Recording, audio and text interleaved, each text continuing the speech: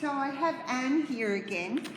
We're in this stage 3, so you'll see Anne or you'll see Amy. It's a bit sad, but that's where we're at the moment. And I'm very grateful to Anne and Amy for doing the demonstrating, so I don't have to.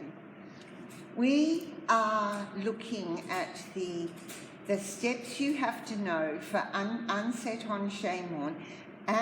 We've done the intermediate foundation, and now Anne is going to show you the additional steps you need to know for intermediate. If you're not sure of things like glissade and Pas De Bouree, jeté, and some of the assemblées, they were covered in the intermediate foundation, so just look up that video. In addition, some of the linking steps that we have are enchainement battu, which I think we already saw in int found. So that is like a normal enchainement. You jump up, you have to open your legs in order to beat them, and the beats bounce off each other, and they bounce sideways off each other because you're actually using the hamstrings to beat and the hamstrings to pull your legs apart. Better. And another. All right. Another linking step for this level, if you turn sideways, Anne, and put your left leg devant, is the entrechat, where the legs split, the legs beat, so the back leg will beat at the front of the front leg, and vice versa, and then they'll return to their original positions. And one more. Okay, and face the front and show us with the right in front. And there is one other linking step, if you could move just back a little bit more, and that's coupe chasse Pas De Bouree. Now, generally in Allegro, if you're asked to do a coupe chasse Pas De Bouree, it will be a toe chasse. So can we do it on diagonal? Coupe, just start again. So the coupe doesn't have a petit développé, just start in classical pose, Anne. Other leg, you were right to do it. Ouvert. So this is a little spring to dégager devant, arms will be in first. Now, your front toes, you have to rise onto them, but they're expected to slide along the floor, just like Anne did. And then the other special thing about this is that the Pas De Bouree will travel forward, even though we still call it under, and its pattern is backside front. Can you do one on the other side? Cut, slide. She didn't really show us the toe chasse sliding along the floor.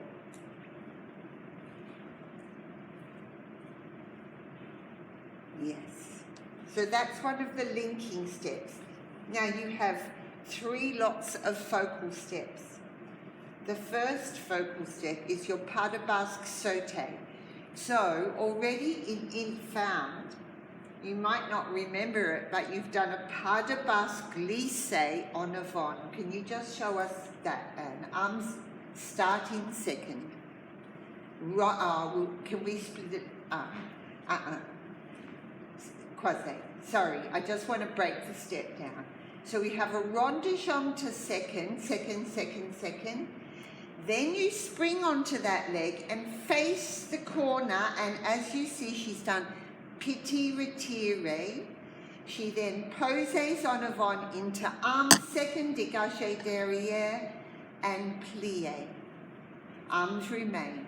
Pas de Basque glissé, da, da, da. And if we did Pas de Basque glissé en arrière, round, jump, step, round, jump, step. The only thing is, do the Pas de Basque glissé en avant, and yes, We jump into petit retiré, but we don't stay there. We touch petit retiré and développé. Développé step and développé step. And en arrière, développé step and développé step. And then being pas de basque glissé, all the ronds, all the dégagés remain on the floor. In intermediate, we now have Pas de Basque Sotae, which is a replica of what Anna's just done, except it's all done at 45 degrees and with a considerably higher jump. 1, 2, round and da, da. Move back, Anne. So we've got to be careful that after you've done your rond de jambe, you don't simply step onto the next step. That there's actually a spring in second in the air. Up, jump, and get off, jump. Anne's not showing me that spring and holding the second in the air. Better. Jump. So remember, in all these jumps, it's the power of the leg you're jumping off of, not just the shape in the air, because that shape won't happen unless you get in the air. Can we do Pas de Basque glissé en arrière? Pas de Basque Sautee en arrière. Jump, step, and jump, step. Thank you, Anne. So that's number 1 focal step. Number 2 focal step is the continuation of enchainements. And let's take you on face first. And can you just go over quickly? Assemblée devant. Derrière. Over. Under. So over uses the back leg to change feet, under uses the front leg to change feet. We now have assemblée battu dessus or over.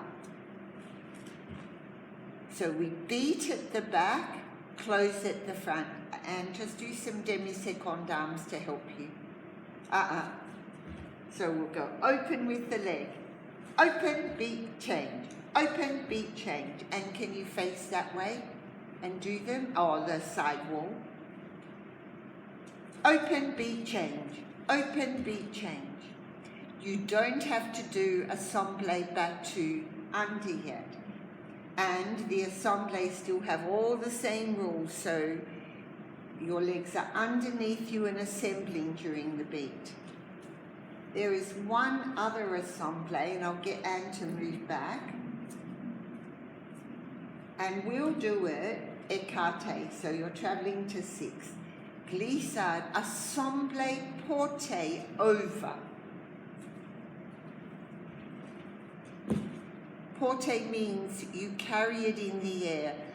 Try it on the other side, Anne, and this time assemble quite quickly and carry the assembling better. So that's called assemblée portée.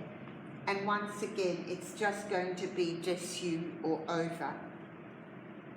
Number 3 focal step is a continuation of your seesaw step.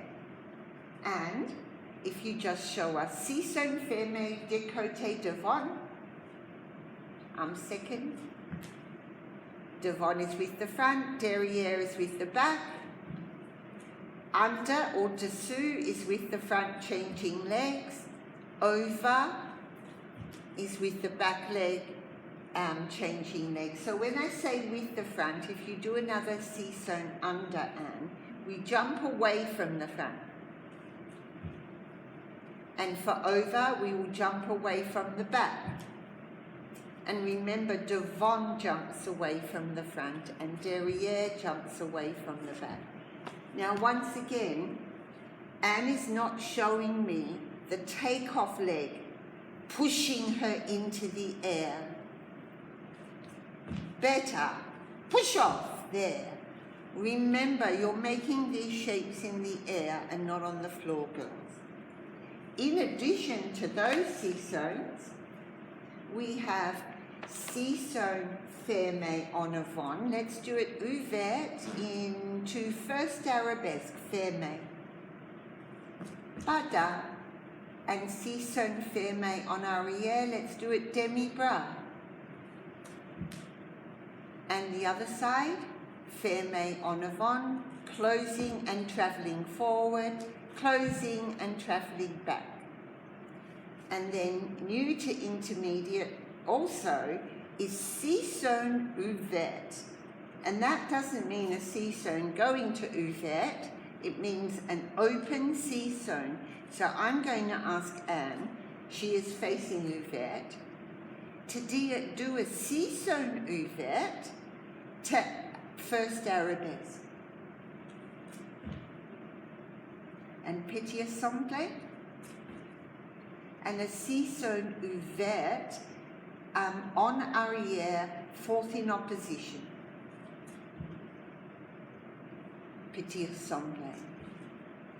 So a C-zone ouvert versus a C-zone fermé. A C-zone ouvert lands on one leg and you will keep the other leg in the air. A C-zone fermé is a closing C-zone. I'm now going to ask Anne to do a C-zone ouvert en avant into attitude, or first arabesque en ouvert.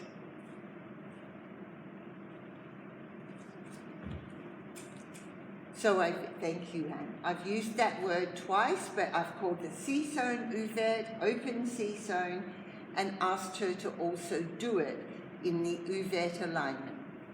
I hope that makes sense. And that basically covers all the steps that you'll have to know for unset, enchainement, and intermediate, and I'll have to thank Anne very much for being the model. Thank you, Anne.